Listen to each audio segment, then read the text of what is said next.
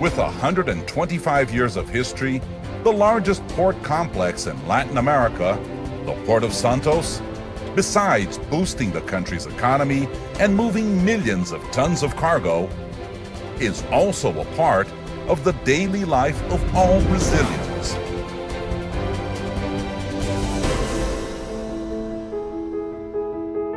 The Port of Santos began its activities on February 2, 1892, when Companhia Docas de Santos inaugurated its first 260 meters of docks. In 1980, with the end of the port concession, the federal government created the Companhia Docas do Estado de São Paulo, CODESP, a mixed economy company with most capital being from the Union. The Port Authority manages, supervises, and guarantees port infrastructure. With a privileged location, the Port of Santos is located only 70 kilometers from São Paulo capital, region of the largest consumer and producer markets in Latin America.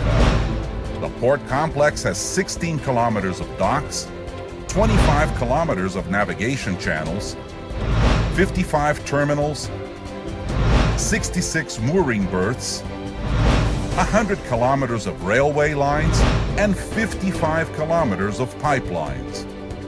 Constant investments in technology allow productivity indexes to be similar to those of the largest ports in the world, which, coupled with the actions of CODESP and the federal government, guarantee the quality of port infrastructure, especially the deepening of the navigation channel. The Port of Santos has its own hydroelectric plant, Itatinga, which was inaugurated in 1910 and supplies a large part of the energy consumed by port facilities. The port complex operates 24 hours a day for 365 days a year, offering agility and efficiency to cargo movement. The Port of Santos moves all types of cargo, standing out as the world leader in shipments of coffee, sugar, and orange juice, but also with great movements of soybeans, corn, bran, bulk liquids, fuels, automobiles, and project loads, in addition to containerized cargo that is responsible for the handling of approximately 35% of the total move. The port accounts historically for the movement of more than 1/4 of the Brazilian trade balance, being the great drain of the agri-industry production from the states of São Paulo, Minas Gerais, Mato Grosso do Sul, and Goiás, its primary area of influence. Regular navigation routes connect Santos to the main international markets through long-haul navigation, and to all the Brazilian ports by coastal navigation. Access to the Port of Santos also occurs through an extensive road-rail network which interconnects the Tietê-Paraná waterway system. CODESP invests in new technologies that provide greater efficiency to port operations. Portolog is the system that organizes the arrival of trucks and cargoes to the terminal. VTMIS is the electronic support to navigation and monitors, with radars and cameras, the traffic of vessels in addition to the marine environment. The paperless port facilitates import and export processing.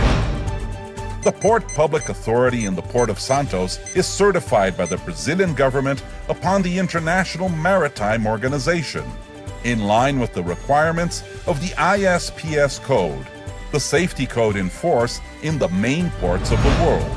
Surveillance, monitoring, access control, and training of dogs are part of the work carried out by the Port Guard.